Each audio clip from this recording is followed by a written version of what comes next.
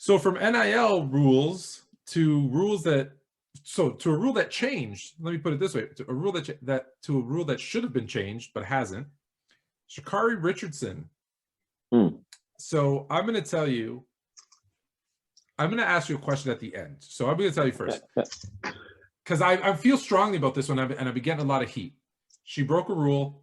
It was a rule. Sorry, she has to pay the consequence. I'm sorry.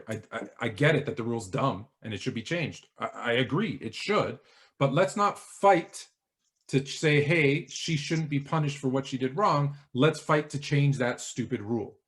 So with that being said, here's my actual question.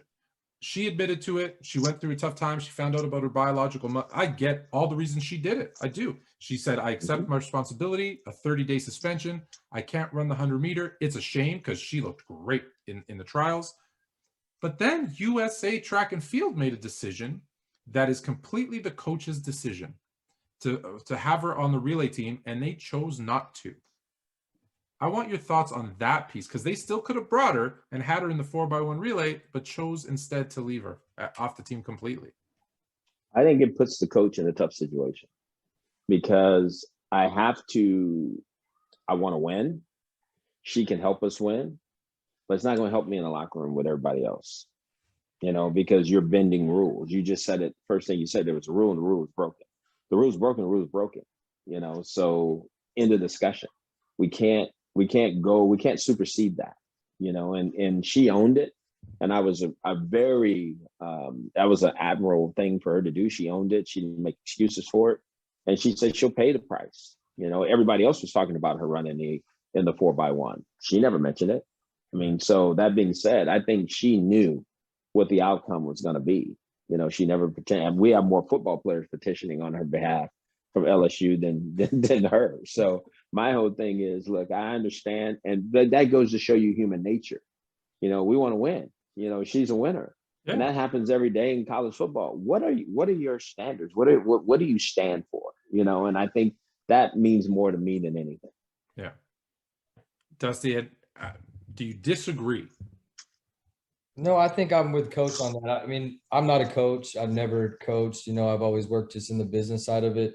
I do unfortunately deal with, rules and regulations when it comes to team rules and, policies and procedures. And even from a team standpoint, what the outside doesn't punish, you still might have team consequences, or program consequences. So, yeah, I think it's tough. Like you said, she broke a rule and it sucks. That's really what it's just a, difficult situation.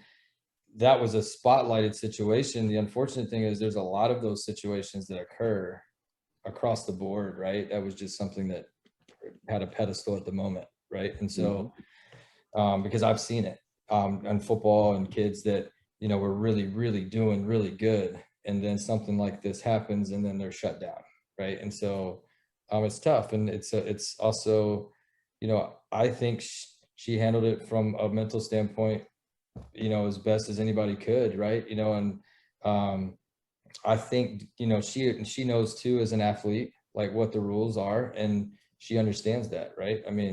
So sometimes you just, it's just bad luck, and it's tough. And I hate to see it, obviously, for, her competing and what she's worked hard to do. But, like we said, there's just rules. Yeah. So look, I think we all, if anyone disagrees with this, please jump in.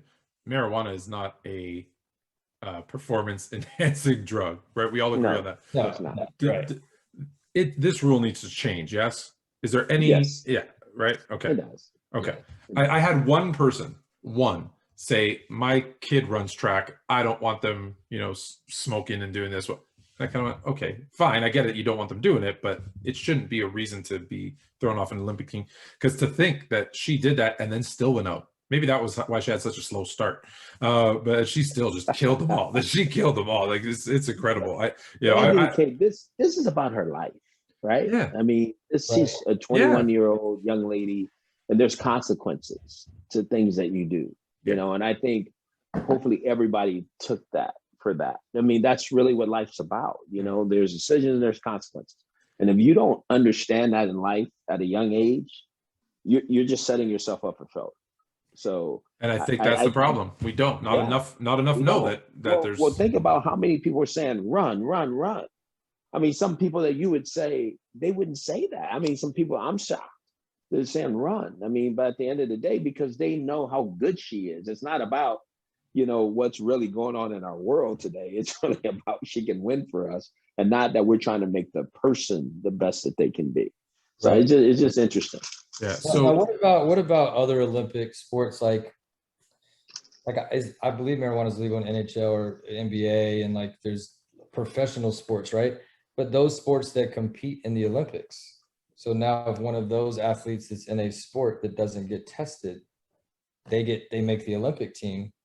They will be they'll be ineligible. Test, right? So I mean that's if they test, let's say USA basketball, and they test positive for marijuana, they will not be eligible. Right? According to IOC rules, they won't be eligible to play. That's another reason why I think the rules should probably be adjusted, right? Because where you're getting your athletes to compete in the Olympics. Yeah. Hey, listen, I'm here. I'm here in Canada. I'm in Toronto, and it's legal. So Right. you're doing something legal at home, and then to go out and compete, and it's a weird situation. It's another one of these archaic, like prohibition things.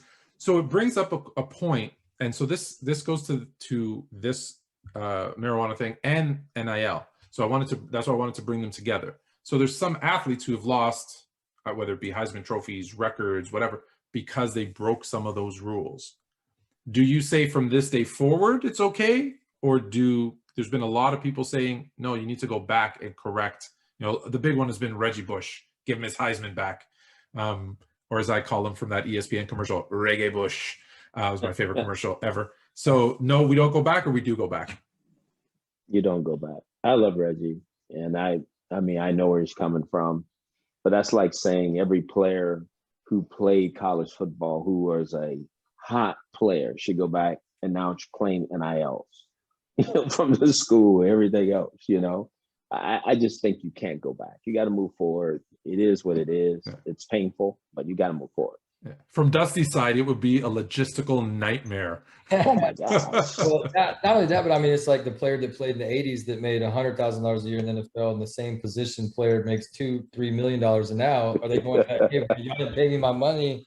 Y'all need to owe me money, right? Like, yeah, I think we owe Kareem a whole lot of money. Right? It would be, that's tough because you're dealing with two entities in this. You're dealing with the Heisman Trophy, committee, and you're also dealing with NCAA. And and the Heisman Trophy committee kind of did an NCAA move. They said, "Hey, we'll defer it to the NCAA, and if they reinstate it, then we consider it." Right? Yeah. That seems to be what happens in situations like this. So it's tough.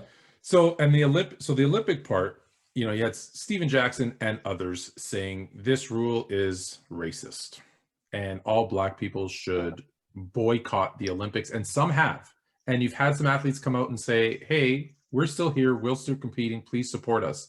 Coach, because of your face, I'm going to put to you, you shouldn't be boycotting the Olympics, right? No. Because there's so many athletes. You got to support your country. You have to support your country. And it's what you've trained and worked all your life for. And now we're going to make this a racial issue. I don't see it that way. I mean, she legitimately smoked marijuana. I mean, and she owned it. I mean, come on, it's in the rule books. You can't do that. So she broke a rule. It's no different if you're speeding or stealing or whatever this is. I mean, come on, what do we stand for again? I mean, it's right back to that. And I struggle with people who flip and flop on these particular issues. I mean, you got to say what you mean and mean what you say. And if you don't, then you'll fall for anything. So.